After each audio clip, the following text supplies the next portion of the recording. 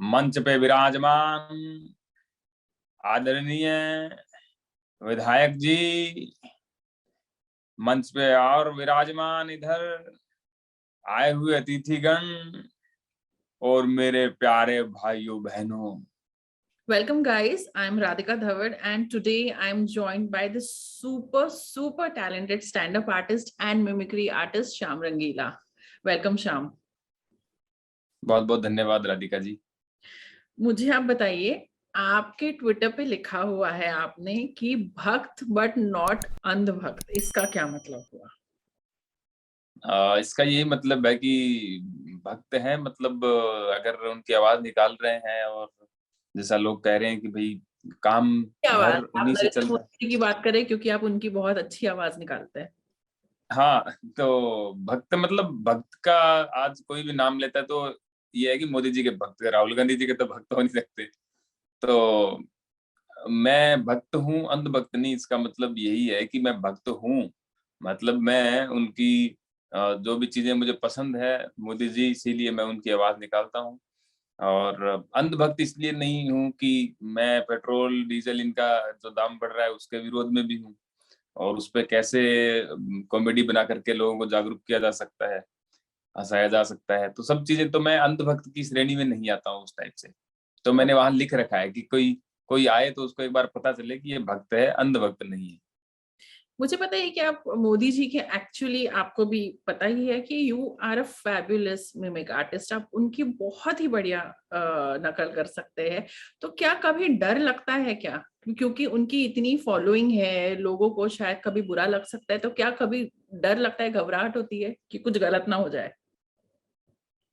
मुझे तो नहीं होती घबराहट, लेकिन कई दोस्त हैं या कई फैन मिल जाते हैं तो वो कहते हैं सर आप ऐसे अकेले घूम रहे हैं, आपके साथ कोई है भी नहीं, आप अचानक से हमें यहाँ पे मिल गए, तो आप अपने साथ बॉडीगार्ड वगैरह रखा करो, कोई आपको कुछ कर देगा।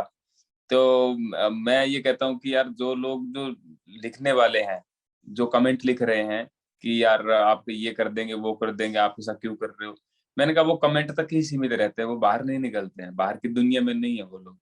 वो घर के अंदर चार दीवारी के अंदर बैठ करके लिखने वाले लोग हैं। तो मैं तो खुद, मेरे को तो ऐसा कुछ घबराहट महसूस नहीं होती, डर नहीं लगता है बाहर निकलने में या किसी के सामने आने में ऐसा। और मुझे ऐसी कोई बड़ी धमकी भी नहीं मिली है कि आपको जान से मार देंगे। हम्म। फोन नहीं आया कभी किसी का, मैसेज नहीं आया, ईमेल नहीं आया, बस वो कमेंट है वो तो आते रहते हैं। आपका एक नॉन पॉलिटिकल इंटरव्यू है जिसमें आपने अक्षय कुमार के समान एक जिन्होंने एक्टिंग की है, मिमिक्री की है अक्षय कुमार की, तो और आपने मोदी जी की मिमिक्री की है, तो of course that's a very hilarious interview. और आपने वैसा ही राहुल गांधी का भी किया हुआ है। जी उस जी। तरीके की रिएक्शंस आपके पास आती है, क्योंकि आपको तो of course like you said कि मिक्स्ड रिएक्शंस आती ही होंगी। तो और किस हम्म। तरीके का प्रिपरेशन आप करते हो, कि आप कंटेंट कहाँ से पिकअप करते हो? कंटेंट बस बातों बातों में बन जाता है, कुछ आइडिया दिमाग में एक एक लाइन रहती है कि यार इसको लेकर के बना सकते हैं। हालांकि आइडिया तो मोदी जी ओरिजिनल है जो वो ही देते हैं, लेकिन हम तो उसकी स्क्रिप्ट क्या हो सकती है उस पे थोड़े से डिस्कस करते हैं। जैसे मुझे एक टॉपिक माइंड में कैच हुआ कि यार इस पे बनाया जाना चाहिए, तो मैं दो लोगों से शेयर करता हूँ तो वो कहते हैं हाँ ये ठीक है, अच्छा है। तो फिर वो 2 से 4 लाइनें होती है, 4 से 8, और फिर वो 3 4 5 मिनट का जो भी बन सकता है फिर वो बन जाता है। मोदी जी की जो आपने टेलीविजन पे भी मिमिक्री की थी और राहुल गांधी की भी की थी, तो उस पे काफी कंट्रोवर्सी हुई थी, और उसके बाद ऐसा कहा जाता है कि आपको मना किया था कि नहीं, आप इन दोनों की मिमिक्री ना करें। तो क्या हम्म। लगता है आपको कि क्या व्हाट हैड गॉन रॉन्ग तब? मुझे तो यही लगता है कि जैसे मुझे वहां पे बुलाया था तो उनको पता था मैं क्या करने वाला हूँ और क्या करता हूँ मैं, और उसके बाद फिर वो ऐसा सीन होता है कि टीवी पे ये चीज चलेगी नहीं। तो मुझे ये लगता है कि पॉलिटिकल कंटेंट होने की वजह से, पॉलिटिकल लोगों की मिमिक्री होने की वजह से वो चीजें नहीं चल पाई।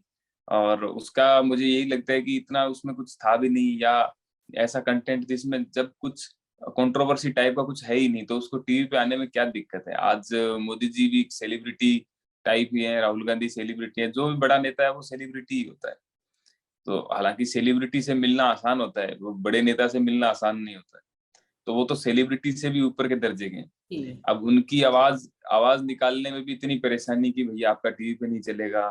तो अब ऐसा है कि कई एक्टर ऐसे होते हैं जिनको एक राज्य से दूसरे राज्य में नहीं जानते हैं, हम्म। या 2-4 राज्य में जानते हैं, औरों में नहीं जानते हैं। तो मोदी जी ऐसे हैं जिनको पूरा वर्ल्ड जान रहा है और पूरा देश जान रहा है। तो पूरे देश के अंदर अगर कोई ऐसी क्लिप जाती है जिसमें मोदी जी की आवाज निकल रही है, बस उसमें भी कॉमेडी है, तो उसमें क्या प्रॉब्लम थी, आई डोंट नो, बट ऐसा नहीं होना चाहिए कि टीवी पे नहीं आती है सब चीजें। पर अक्षय कुमार उस वक्त पे जज थे, तो उनका क्या रिएक्शन था? Of course we have all seen कि उन्हें तो बहुत मतलब ही used to really have fun, तो उनके उन्होंने आपके बारे में क्या कहा है, क्यों कॉम्प्लीमेंट्स दिए आपको? उनको बहुत अच्छा लगा, और मुझे अक्षय कुमार जी का ये लग रहा था कि आप पता नहीं इनको पसंद आएगा कि नहीं आएगा, पहली बार जब मैं स्टेज पे गया था। लेकिन उनको बहुत पसंद आया, और उनका जो रिएक्शन था वो सबसे बेस्ट था मेरे लिए। मैंने कहा अब इनको अच्छा लग रहा है तो मतलब सबको अच्छा ही लगेगा। और उसके बाद जब सब कंट्रोवर्सी होगी, उसके बाद भी उन्होंने मुझे कहा था कि जब मैंने पहली बार आपको स्टेज पे सुना, उसके बाद मैंने घर पे जाकर के दोबारा आपको यूट्यूब पे सर्च किया, तो आपके सारे वीडियो देखे थे मैंने। तो मेरे से रहा नहीं गया, मुझे पहली बार पता चला कि यार आप इतनी अच्छी नकल कर रहे हैं, और वो भी कॉमेडी में। तो उनको मजा आया था, और उन्होंने यही कॉम्प्लीमेंट दिया था कि आप अगर यहाँ से बाहर भी निकल जाते हैं तो आप बाहर जाकर के भी करते रहिएगा, इसमें बहुत अच्छी बात है, मजा आ रहा है। आप देखिए, इन द पास्ट ऑल्सो अब we have had Shekhar Suman, mister Shekhar Suman, इन्होंने भी, ये तो लालू हम्म। प्रसाद जी की या फिर लेट अटल बिहारी वाजपेयी जी जो हमारे प्राइम मिनिस्टर भी थे, तो इनकी भी ये बहुत अच्छी मिमिक्री करते थे। बट उस वक्त पे कभी कोई कंट्रोवर्सी एज सच नहीं होती थी, लाइक पीपल वुड एक्चुअली उन्हें बहुत अप्रिशिएट भी करते थे। बट क्या आपको लगता है कि हम्म। मोदी जी की इतने एक लार्जर देन लाइफ एक उनकी एक इमेज है, इतनी मास फॉलोइंग है, तो शायद कुछ लोगों को अच्छा नहीं लगता है, एंड शायद दे डोंट लाइक कभी कभार कि आप जो मिमिक्री करते हैं? क्या आपको लगता हाँ है ऐसा? बिल्कुल।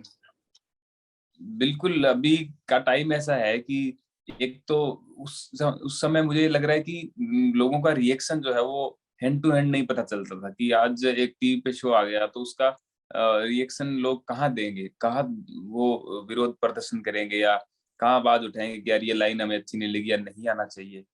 लेकिन वो सब गवर्नमेंट के हाथ में तो था ही, कि ये सेंसर बोर्ड के हाथ में था कि ये चीजें आनी चाहिए कि नहीं आनी चाहिए। वो आई, ये अच्छी बात है। लेकिन लोग सड़कों पे नहीं उतरे या सोशल मीडिया पे नहीं उतरे, क्योंकि सोशल मीडिया था ही नहीं। और सड़कों पे उतरने का भी ये है कि बहुत टाइम लगता था उस टाइम भी, कि यार इतने लोगों को इकट्ठे करना है, कुछ बनाना। आज वो 5 मिनट का खेल है पूरा। पहले तो वो सोशल मीडिया पे ट्रेंड करवा देंगे, फिर उसके बाद सड़क पे आ जाएंगे, फिर विरोध प्रदर्शन करेंगे, तो एक आसान हो गया है सब कुछ करना। और कहीं ना कहीं ये चीज है कि विरोध तो होता है, अगर मैंने कुछ गलत बोला होता या कुछ हम आज भी कोई चीज गलत आ रही है तो उसका विरोध होना भी चाहिए, और होता भी है। हम्म। लेकिन अगर वो जो मेरी जो स्क्रिप्ट थी उसमें अगर कुछ गलत था, तो उसमें क्या गलत था ऐसा जिसका विरोध होता? तो वो चीज क्यों नहीं आई, या वैसी चीजें और बहुत सारी है तो क्यों रोक दी जाती है, क्यों नहीं आती है? तो वो ऐसा लगता है कि भाई लोग जो है रिएक्शन जरूर दे देते हैं hand to hand social media पे, लेकिन वो चीजें डिपेंड करती है कि भाई वो अगर असली में वो विरोध करने लायक है तो उसका विरोध होना चाहिए, नहीं तो फालतू के लोग पता नहीं क्यों कमेंट करते रहते हैं। पर क्या आपको लगता है कि कहीं ना कहीं हमारा टॉलरेंस लेवल जो है वो कम होते जा रहा है? लाइक एक बार शाहरुख खान ने काफी साल हम्म। पहले कहा था, एंड उस पे बहुत बड़ी कंट्रोवर्सी हुई थी। But do you really think कि एक सच में इंडियंस का, हमारा, हम सब का टॉलरेंस लेवल काफी कम हो रहा है? नहीं, वो तो ऐसा है कि हो ही रहा है कम, तो वो तो जैसे अभी आप सोशल मीडिया में ट्विटर अगर खोल कर देखेंगे तो उसमें सिर्फ दो धड़े आपको, एक तो ये धड़ा, एक ये धड़ा, हम्म। दो उसमें हिस्से आपको बंटे हुए दिखेंगे। एक ट्रेंड जो कर रहा है वो सपोर्ट में, एक विरोध में। जी। तो अब इधर वाले उसका उनका बोलते हैं कि भाई उनका जो है वो अच्छे नहीं है, या वो खराब बात कर रहे हैं, और इधर वाले इनका बोलते हैं। तो ये जो है वो सोशल मीडिया आने के बाद तो बहुत ज्यादा हो गया है। अब वो हो सकता है पहले भी होता था, लेकिन वो सामने नहीं आती थी वो चीजें इतनी, और आज वो सामने आ रही है तो हमें खुल के नजर भी आ रहा है, सब दिख भी रहा है। या आज कहीं भी इंडिया में कहीं भी कोई भी छोटे से कोने में कोई घटना हो जाती है तो आज दिल्ली तक वो तुरंत 1 घंटे के अंदर पहुंच जाती है। तो उसका भी यूं लगता है कि हाँ, अरे इतनी बड़ी घटना हो गई, लेकिन ये घटना तो पहले भी होती थी, लेकिन वो आज सामने आने लग गई है। मोदी जी की भी जो मिमिक्री करते हो आप और राहुल गांधी की भी जो करते हो, तो वो कौन सी बारीकियां है जिसपे आप ध्यान देते हो? लाइक राहुल गांधी की आप करते हो नो, आप sleeves, you roll up your sleeves, hmm. देखो भैया, या फिर मोदी जी की एक पेक्यूलियर वे है बात करने का, तो वो कौन सी इन दोनों के बारे में छोटी छोटी चीजें हैं जो आप ऑब्जर्व करते हो और ध्यान में रखते हो? अब जैसे मोदी जी हैं, तो मोदी जी जब बोलते थे और मैंने जब उनको सुनना शुरू किया था, तो मैंने यही चीजें पे ध्यान दिया था कि इनमें मोदी जी क्या खास चीज ऐसी बोलते हैं जो लोगों को यूं लगे कि यार ये मोदी जी बोल रहे हैं। तो एक तो वो अ, रुक करके बहुत बोल देता है, ऐसे लंबी सांस ले रहे एंड में। और स्टार्टिंग में, भाषण के स्टार्टिंग में वो जैसे कह रहे हैं कि मंच पे विराजमान आदरणीय विधायक जी, मंच पे और विराजमान इधर आए हुए अतिथिगण और मेरे प्यारे भाइयों बहनों। तो ये जो स्लोली स्लोली बोलना शुरुआत में, और फिर उसके बाद में फिर 2-4 मिनट के भाषण के बाद में ऐसी स्पीड पकड़ते हैं मोदी जी। भाइयों बहनों, ऐसे ऐसे नहीं किया था, विपक्ष ऐसे कार्य कर रहा है क्या, आप मुझे जरा बताइए। तो अभी तो वो शांत थे और उसके बाद में एकदम वो उस लेवल पे चले गए। तो ऐसी चीजें उन मोदी जी की मैंने पकड़ी। और उसके बाद जब मिमिक्री कहीं करने जाया करते थे, और उसके अगली बार फिर उससे थोड़ा ठीक करते करते और वो एकदम परफेक्ट हो गई। और जहां तक बात राहुल गांधी जी की है, अब राहुल जी को भी मैंने बहुत ध्यान से सुना। तो एक तो वो हाथों को यूं रखते हैं, हाथों की जो उंगलियां हैं वो यूं रखते हैं, हर बात पे यूं करेंगे कि भैया ये हमने किया था, और भैया इन्होंने ये वादा किया था, आज भैया पूरा नहीं किया है। तो भैया बोलना और यूं करना और वो स्लीव्स ऊपर करना, ये इनकी बारीकियां थी। और जब ये आवाज में परफेक्ट नहीं निकालता था, ये इतनी चीजें करता था, तो भी लोग समझ जाते थे कि ये राहुल गांधी है। और उसके बाद तो फिर आवाज भी थोड़ी सी मैच होने लग गई, और फिर तो वीडियो भी आ गए राहुल गांधी जी की आवाज में कई। थोड़ा उनके बारे में अगर आप उन दोनों की थोड़ी सी मिमिक्री हमारे लिए कर सकते हैं तो। जी जी, बिल्कुल बिल्कुल। जैसे अ, अभी कल ही जो वीडियो मैंने डाला है, वो जो भारत पाकिस्तान का जो मैच था उसके ऊपर मैंने बनाया था।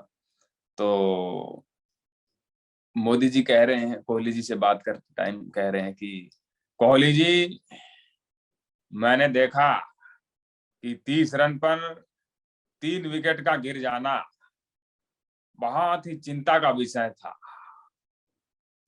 मुझे पता चला कि जब आप क्रीज पर आए तो आपने बड़ी ही अच्छी तरीके से 100 रनों का आंकड़ा पार करवाया। कोहली जी, मुझे पता है आपने ये हमसे प्रेरणा लेते हुए किया होगा कि हमने भी 100 करोड़ जो टीके का आंकड़ा है वो पार किया है। तो कोहली जी सामने से बोले, सर वो प्रेरणा तो नहीं ली, मैंने पेट्रोल डीजल वाले आंकड़े से प्रेरणा ली थी। तो यही है। और दूसरी चीज ये कि राहुल जी आरोप लगा रहे हैं। देखिए भैया, इन्होंने कहा था कि भैया विकास होगा, विकास कहाँ है भैया, हमें बताइए भैया, बदलाव कहाँ है।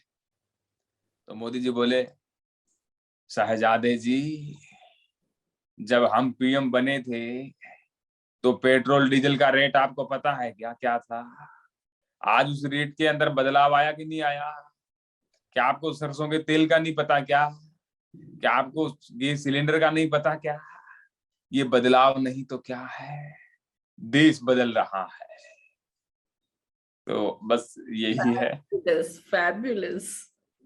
आपने एक बार कहा था कि आपकी मदर भी एक बार बहुत वरिड थी, क्योंकि आपके मोदी जी की भी वीडियोस एक बार काफी वायरल हुए, तो क्या उन्हें बहुत डर लगता है कि you might just face criticism, या फिर कुछ गलत हो सकता है, या आप पे शायद मतलब दे, या कोई जो बहुत भावुक हो सही। जाए? जी जी। अभी अटैक का तो ये जो पेट्रोल पंप वाला वीडियो आया था, उसके बाद से थोड़ा डर लगने लगा कि यार कोई कुछ करेगा इसको, या पुलिस पकड़ लेगी, क्या कर रहा है ये, इलीगल है कि पता नहीं क्या। उनको इतना नहीं पता है कि लोग इतने साथ में है, सपोर्ट कर रहे हैं ट्विटर पे, हर जगह पे।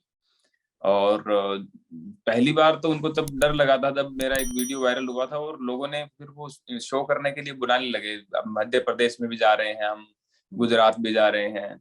तो अब इतना उनका बजट नहीं होता था, या इतना मैं भी उनसे डिमांड नहीं करता था। मेरे लिए तो 5-6 हज़ार रुपए में अगर मुझे शो मिल रहा था उस टाइम, तो मेरे लिए तो बहुत बड़ी अमाउंट थी वो, क्योंकि मुझे यूँ लगता था कि 300-400 रुपए से ज्यादा मुझे कहीं नहीं मिलेंगे प्रोग्राम करने के। तो मुझे पता ही नहीं था, और 5,000-6,000 मिल रहे हैं। तो मैं वो जनरल डब्बे में ट्रेन में बैठ करके जा रहा हूँ। तो 2-4 प्रोग्राम तो मैंने ऐसे किए, फिर उन्होंने स्लीपर देना चालू कर दिया। तो जब भी मम्मी का फोन आता था तो मैं कहता था जनरल में हूँ, डब्बे में हूँ, कहाँ जा रहा है? मैं मध्य प्रदेश जा रहा हूँ, मैं अभी गुजरात जा रहा हूँ। तो उनको ऑर्डर था कि तू अकेला घूम रहा है, अभी कहाँ जाएगा? कोई है ही नहीं तेरे साथ, कोई नहीं है, अकेला है, कोई कोई कुछ कर देगा, कोई उठा लेगा, बैग चोरी हो जाएगा, ये वो, कहाँ रुकेगा? तो बहुत सारी चिंता थी, तो वो इसलिए डरते थे कि तू अकेला कैसे मैनेज करेगा। और अब वो थोड़ा इसलिए डरते हैं कि भाई जो तुम कर रहे हो वो कहीं इलीगल तो नहीं है, तुम्हें कल को कोई कानूनी दांव पेच करके वो फंसा तो नहीं देगा। तो अब वो थोड़ा डर जो है वो थोड़ा डाइवर्ट हो गया उस तरफ। अच्छा। बाबा रामदेव की का एक ट्वीट था जो उन्होंने काफी साल पहले किया था। तो उसमें उन्होंने लिखा था कि 30 रुपए में पेट्रोल मिलेगा अगर ब्लैक मनी को हैंडल कर लिया। तो उसके बाद उन्होंने वो डिलीट हम्म। किया था। तो उसमें आपने आपने उसमें लिखा था कि ये कौन सा आसन है, यू टर्न आसन या लाचार आसन? तो कौन हाँ, सी यू टर्न की बात कर रहे हैं आप? जब बाबा रामदेव जी खुल करके यूं बोल सकते हैं कि भाई हमें व्यवस्था परिवर्तन करना है, हमें ये बढ़ती महंगाई, इसके विपक्ष में जो बैठे हुए लोग हैं वो जो है वो सपोर्ट करेंगे हमें, और हम काला धन लेकर के आएंगे, और जो विपक्ष में बीजेपी जो थी कहते उनको बनाओ, आप सरकार इनको दो, इनके हाथ में दो, ये काला धन लेके आएंगे, और ये आने के बाद में 30 रुपए पेट्रोल मिलेगा। अब वो ये बोल रहे हैं, और सब चीजें उन्होंने कही। और उसके बाद जब सरकार बन गई, आज सरकार बनने हुए आज 7 साल हो गए, और उसके बाद जब बाबा रामदेव जी से सवाल पूछा जाता है तो बाबा रामदेव जी हंस करके कह देते हैं, भैया है, छोड़ो भैया, अब क्या है, सरकार चलाना है ना मोदी जी को भी। तो अब मैं तो वो देख करके मुझे यूं लगता है कि भैया सरकार तो उनको भी चलानी थी ना। तो तभी महंगाई थी, तो उससे आपको क्यों इतना लग रहा था कि यार महंगाई बहुत है? नो डाउट महंगाई थी उस टाइम, महंगाई वो अपने हिसाब उस साल के हिसाब से सही थी महंगाई, कि हम विरोध कर रहे थे। और विरोध जो कर रहा था आज वो सरकार के अंदर गद्दी पे बैठे हुए हैं, कुर्सी पे बैठे हुए हैं, और उनका कोई विरोध कर रहा है तो उनको कोई सुनाई नहीं दे रहा है, और वो अलग अलग तर्क दिए जा रहे हैं। कोई कह रहा है, बीजेपी का नेता कह रहा है कि बाइक पे 3 लोग बिठा सकेंगे अभी, हम पेट्रोल महंगा हो रहा है इसलिए ये छूट देंगे आपको। कोई कह रहा है कि 5% लोग ही विरोध कर रहे हैं, 95 सहमत हैं। बाबा रामदेव जी एक जिम्मेदार इंसान है, तो अब उन्होंने ये चीजें कही कि अब गवर्नमेंट तो भैया चलानी है। तो कोई बात नहीं, अब जो उस टाइम उन्होंने कहा था, अब जो नई स्टेटमेंट है कोई बात नहीं, आपकी स्टेटमेंट है, लेकिन जब आप ट्वीट डिलीट कर देते हो कि आपने 2013 के अंदर कोई ट्वीट किया है, अब हम उसको ट्वीट को शेयर कर रहे हैं कि यार बाबा रामदेव जी आपने ऐसा कहा था, अब बाबा रामदेव जी ट्वीट को ही डिलीट कर देते हैं।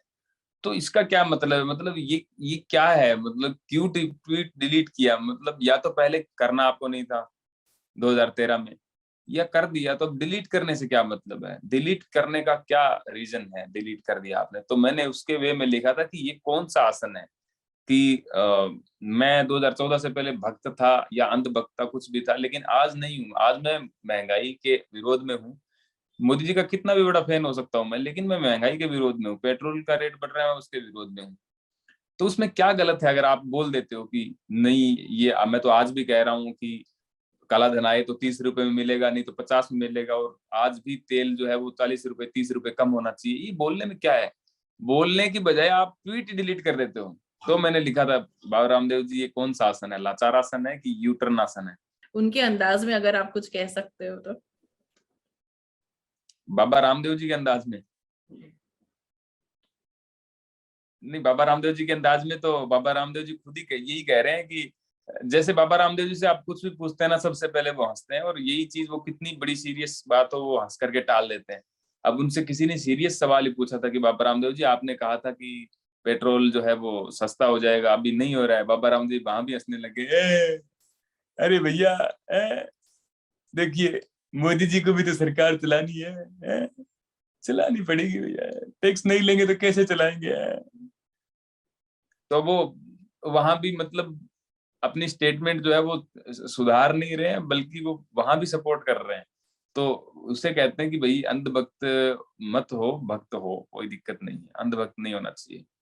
एक मेरा आखिरी सवाल है, मोदी जी जी। से आप मिलेंगे तो उन्हें आप अपने आप को कैसे इंट्रोड्यूस करोगे? क्योंकि लोग अभी आपको मोदी जी की आवाज की वजह से हम्म। समझ आते हैं, तो how would you introduce yourself? मैं मोदी जी से मिलूंगा तो यही कहूंगा कि अम, मोदी जी, आपकी आवाज की वजह से मुझे पूरे देश में ही नहीं, विदेशों में भी जाना जाता है। जैसे आप पूरे वर्ल्ड में सफर कर चुके हैं, वैसे हम भी 2-4 तो देशों में जा ही चुके हैं आपकी वजह से। तो बहुत बहुत धन्यवाद Modi ji. Thank you, thank you, thank you, thank you so much. बहुत बहुत धन्यवाद Radhika ji. Subscribe to Nation Next YouTube channel and press the bell icon to get regular updates from Nation Next. Also like Nation Next Facebook page and follow us on Instagram and Twitter.